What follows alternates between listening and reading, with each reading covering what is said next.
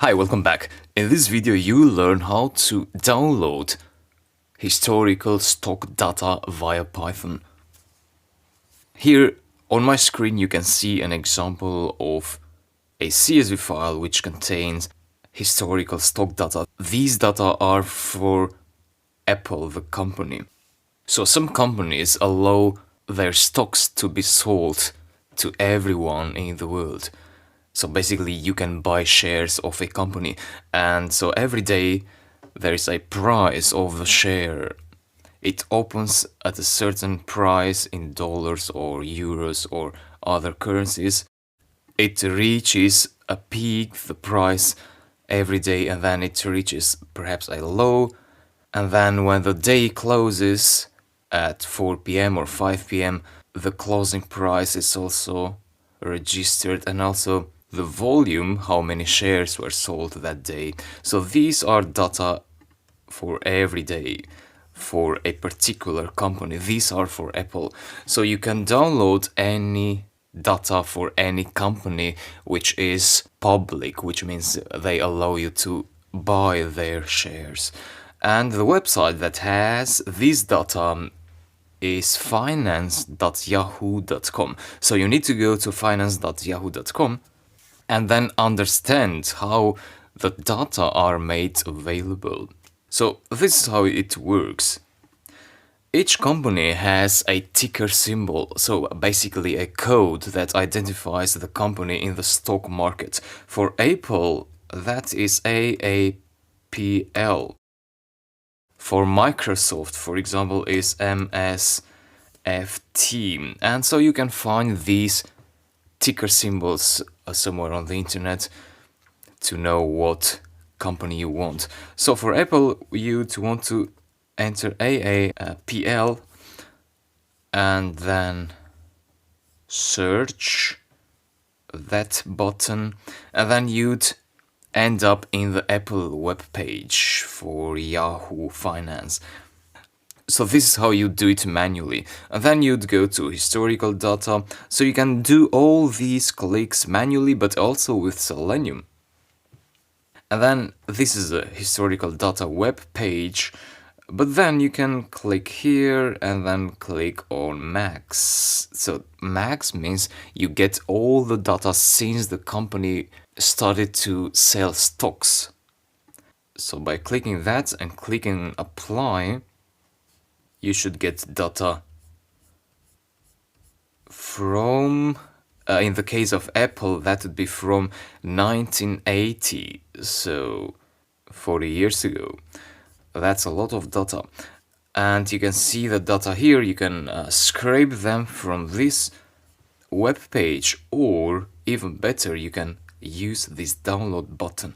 So you can click with Selenium in the download button, and that will give us a CSV file. You see here, it's downloaded, and yeah, those are the data. So from 1980 up to row 10,361, so that's 2022, January 12. Now, this is how you do it manually. How do we do it with Selenium now? Well, you can do it by repeating those clicks with Selenium as you learned previously. So you find the element, you click it using the .click method, and so on, step by step. Or you can be smarter and not use Selenium at all. Because what happens is that if you click this download button, what's happening is that you are clicking a link. You can get that link by right-clicking over the download button and then go to copy link address or copy link depending on your browser. I'm on Chrome, so I have this copy link address. With that copy link address, you can go to Python and paste that link there. So that link is the link that, if visited, it downloads a CSV file. So instead of using Selenium, we can use this link, because this link has embedded the period So from that period, that's in POSIX time, we will convert it. So that first period is the first date in the year 1980 when the data became available, and then the second period is the last day, so yesterday, because the stock today is not open yet, so that is from yesterday. So those are the periods. So this is basically a query, and we can modify this URL by inputting other periods here to get any period that we want with data. And then we have the interval 1D, so we want data for every day, 1 day, the interval. And then we have the ticker symbol, so the code of the company. We want data from Apple in this case, so we write Apple there. After the download, so download / Apple or MSFT for Microsoft or other ticker symbols for other companies.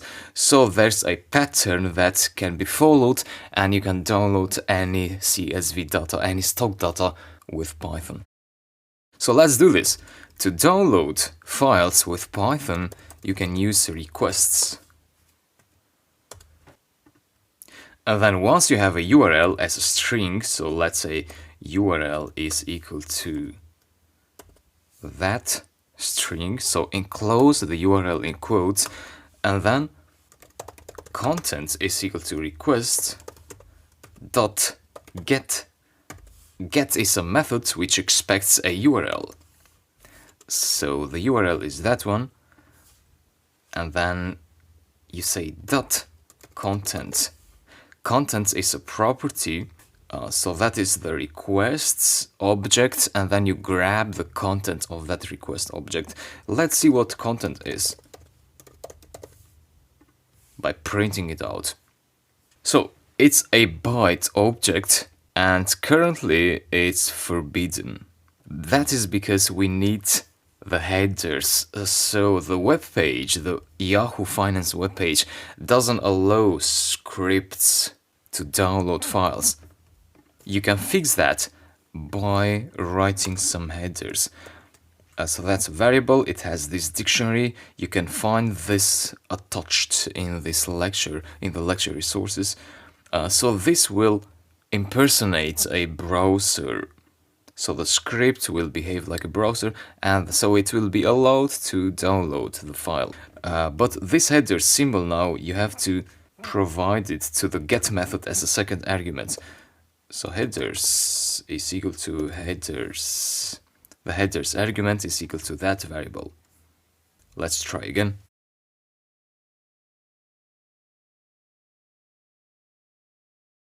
And this time it seems to be working.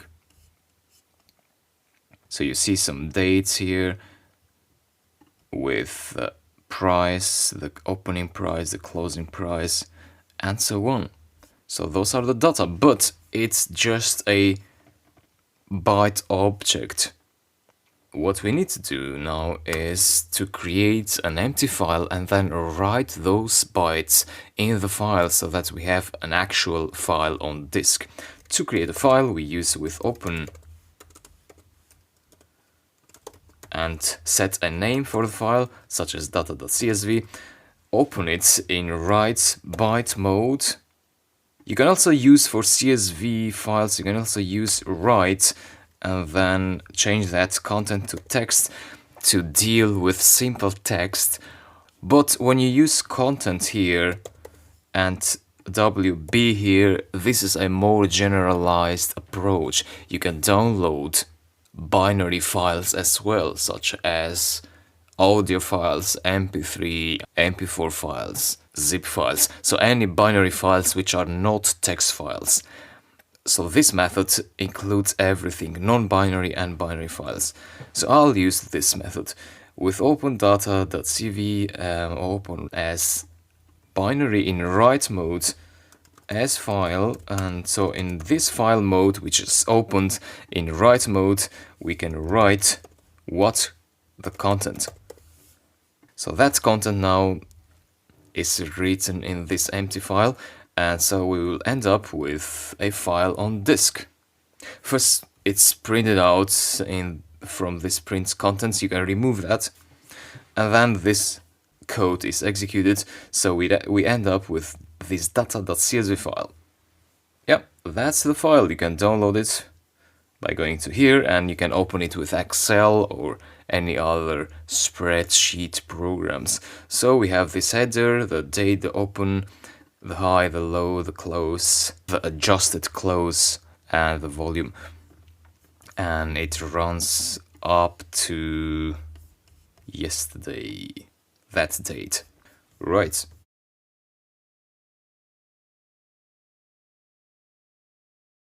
Now let's further improve our script by letting the user choose whatever period they want and whatever ticker symbol they want data for. For that, I would like to implement an input function. Actually, two input functions. The first would be from date equal to input, and enter a message for the users, something like enter start date in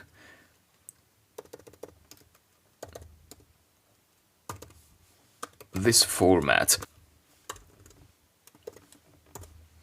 So the user is supposed to enter the start date from when they want data for, and that should be in year/month/day, that format. And then we will parse that format and convert it into a timestamp, into this POSIX time, epoch time. So this here is seconds, and this is a time system. It is seconds from the year 1970, 1st of January of that year. And so we can convert that into human readable date time. Actually, we get the human readable date time in this format, and then we convert it to this timestamp so that we can supply this to this URL, because this URL works with this kind of format. So I would like to duplicate this input function and rename the variable to date, enter end date in that format again. We're going to use a chain of methods to convert these date time formats into epoch time formats. It's simple actually. I'll show you how I can do it. I'll show you first in the interactive shell and then implement it here. So let's suppose that from date given by the user is 2022 1 for January and 10 for the day. So 10th of January 2022. So that's a string that the user will enter, and that is stored in this variable. Now, how can we convert it into this format? Well, first we need to convert it from a string into a datetime object. For that, we need from datetime import datetime. So we're going to need to import that as well in here. So paste it there so that we can have it for later. And then you use this datetime here and use its strptime method, which gets two arguments. The first argument is the string. So that is the string, and the second argument is the format that this string contains. So this will give us a specialized datetime object. You'll see what that is. So the format of this string is %y, so that means the year is the first one, and then there is a slash, and then there is the month, %lowercase m, and then a slash again. You see I'm following this, and then %d. So these are format codes. %Y, %lowercase m, and %d. So I'm going to store this in a variable d, and then d is this date time format. So it's the same date, 10th of January 2022. Now, having this means we can convert it into epoch time. For that, we need the time module. So import time, and then the epoch could be time.mkTime. and then you point to the d variable, and then you point to the time tuple variable, which converts this datetime object into yet another similar object. So this mktime needs that other object. So execute, an epoch finally is in that format, similar to that and that. So let's copy this code. We get from time, we convert it into d, let's say from date time, same to date time. So we convert the end date as well into this. So paste it there, change this to date. So that string goes here and that goes in here. And then we need to convert into epoch, so import time and create a variable from epoch is equal to time.mktime, and this is from datetime dot time tuple. So from epoch, and then let's duplicate this. This is to datetime to epoch, and that's it. So once we have this, we can inject them into the URL. How can we do that? Well, using an f string. So add f in front of the URL string, and then instead of period here, instead of this number, period is equal to curly brackets, and then goes from epoch, that variable. So that number will be placed in here.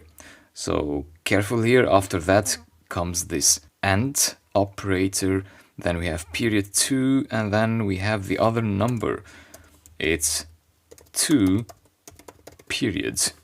And of course you can also make the ticker symbol dynamic. For example, ticker is equal to input, enter the ticker symbol. So for example, the user will enter AAPL for Apple, etc. Therefore we need to replace AAPL to these curly brackets and then enter ticker there, that variable. So for example, this time I'll try MSFT for Microsoft. So let's run the code, enter the ticker symbol, it was MSFT,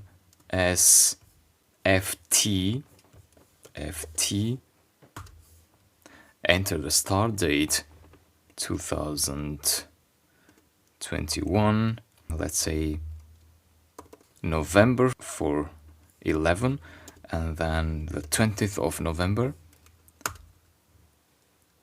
and then the end date, 2021, December the 20th. Enter. I've got an error, to period is not defined. Obviously I placed here to period, but it should be to epoch. So let's try again. MSFT 2021 11 20 12 20. Enter. And so we have another error, but this time the error is not from the Python interpreter, it is from the server. Why? Well, because this print function is printing out the content, and this is the content we got. And in the content, which is written by the server, we get this message that the parameter period is of an invalid type. That is because this is tricky, but if you remember, our from epoch and the to epoch values were in a float format, so dot something, dot 0 or something else.